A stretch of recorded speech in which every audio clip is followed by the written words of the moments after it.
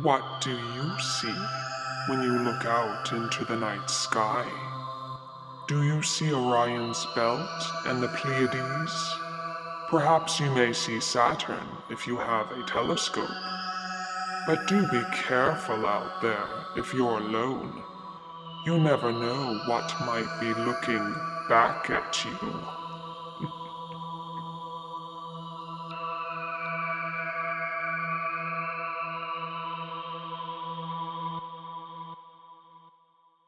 Abduction by Behrens.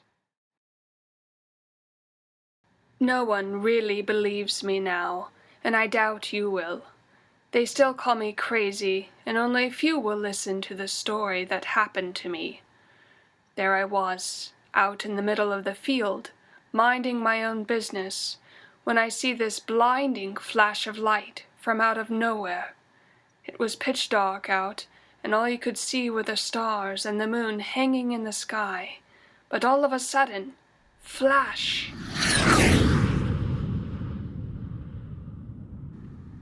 It was just like that, enough to light up the whole sky for miles around, and then it was gone. At first I didn't think much about it, after the blinding flash had gone. I assumed it was a falling rock, burning through the sky before it burst into flame and landed somewhere out in the beyond. It wasn't until I walked back that I got this really creepy feeling, like something was watching me. Even though this happened a really long time ago, I still remember it. And I can see myself now, just staring out into the field, waiting and holding my breath. I didn't hear anything, though I could still swear I was being watched. Wherever that blinding light had come from was far, but still, I thought something wasn't right, and as I walked back I took a glance behind me. What I saw made my heart stop a beat and my chest hitch up. I almost screamed, but no sound came out as I hung my mouth open in fear, and also disbelief. Something was coming toward me at a very fast speed, something I had never seen before. It had a strange sound, too, something like a vibration and whirring noise, though I had never heard the like since. It didn't crawl so much as glide, but it had no legs. Its two flashing eyes stared at me, and I didn't move. I seemed to have froze up. Fear will do that to you. It will paralyze you. At last, the thing came to a stop a few ways away from me and didn't move. The eyes closed and its vibrating hum stopped. It seemed to be waiting as I was, not moving at all. I barely breathed for fear it would hear or smell me. I wasn't sure it could smell me, but I smelled it, an acrid metallic smell that came off of it. There wasn't a sound besides my faint breath and beating heart, which was racing now and pounding within me. As I was considering breaking into a run, or perhaps a tiptoeing walk, that thing that was facing me but not moving suddenly split apart. That's all I can call it. Its body opened up and two large things came out of it. I crouched down in fear. Oh, please, I thought, please don't see me. Please don't come near me. The things that came out of the large creature moved close together and then became illuminated. Two large luminescent bulbs peered out into the night in spindly moving sticks.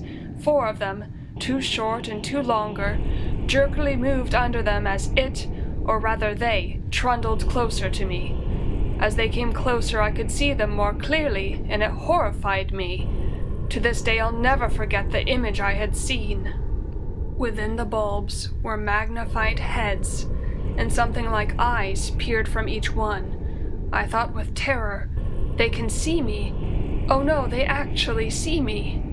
Without thinking I broke into a run, but one of them had produced a strange metal rod, and it made a sizzling sound, before I felt a shock, and then a numbing sensation throughout my entire body.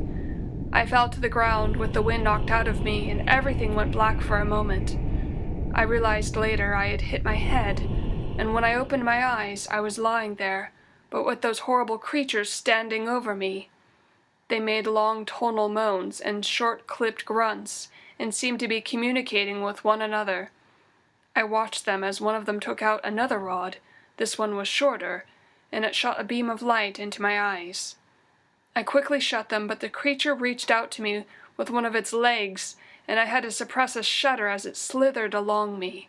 It felt rough, cold, and strangely slippery, but not wet. "Get off me! Don't touch me!" I cried silently. The creatures just stood there and stared at me. Then one of them tried to pick me up, and it was then I struggled and kicked at them. I didn't care anymore, I just wanted to get away, and I started to fight them. Nothing could have prepared me for what happened next. The one I had kicked let out a low guttural groan and fell to the ground. The other grabbed me and lifted me up as I thrashed around, desperate to get away. There was a barking from the creature on the ground that I kicked, and it slowly regained itself to stand up. The other let out a harsh, repeated, rasping noise, like a Before I knew it, I was being carried off, and there was nothing I could do. The thing held me in its grip, and I couldn't fight back because my legs were kicking into the air, and the rest of me was held by the creature as it slowly lumbered its way back with the other, back to that big whirring thing that had come out of the darkness so suddenly with its glaring eyes. I was being brought to the huge creature that lay slumbering, and then I knew it was too late. They were going to feed me to it. They showed no mercy as they hauled me into its stomach. I cried out and screamed, the last moments of my life flashing before my eyes, and one of them seemed to stop a moment as if in concern. No, not concern, I thought. How could they be capable of feeling? The creature murmured something to the other, and it shook its head, miming a base form of communication. I shook violently and trembled, the last dregs of my courage gone, and in a horrible, embarrassing moment, I could feel the warm liquid of my bladder let loose. As it let go of me, the creature let out a terrible groan and looked down upon its ugly, shiny skin. Normally I would have found this funny, but seeing as I was about to end up dead in a moment, all I could manage was a hysterical, shrill squeal before I felt myself drop in midair. The creature had let go, and I was free, but only for a moment. The other one had come around and shut the opening of the stomach that I was thrown into, and all I saw was blackness. No, not total blackness. I looked up and was thunderstruck. I could still see the stars. I could see the stars through this creature's stomach that I was in. They blinked down at me unconcernedly, and I could still see the full moon hanging in the sky as usual, like it always did, never setting but always up in the sky.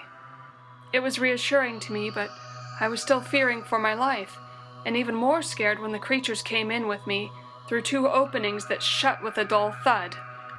I had settled myself, as much as I could, down on the bottom of this vast stomach that gave a vicious lurch and started forward. I could hear the whirring again, and it went through my head. I looked up at the creatures who were unconcerned.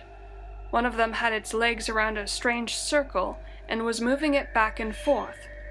I jumped into the air, though not of my own accord, when something underneath us bumped. It seemed we were moving, inside this creature that was also moving. I saw the stars move above us, though the moon was still in sight. I wasn't dead, but still alive somehow, even though I was fed to the great monster with the gleaming eyes and vibration. I was alive and felt thankful, though that didn't last long when I realized we had come to a stop, and the creatures were getting out. They came around to get me. They pulled at me, and I grasped the bladder, or whatever it was that felt leathery, hoping that the huge monster I was in would react in pain. But it was no use. The monster's stomach seemed immune to my teeth and tearing, as I was finally pulled out and carried to something on the ground. It looked big and hard, like a rock in a shape that had many flat sides to it, and the great gray thing opened up its mouth, and I felt again the terror of being swallowed alive. The mouth closed over me, and all I could see was darkness. Not even the light of the stars or the guiding moon shone through. It seemed I had finally been swallowed up to die.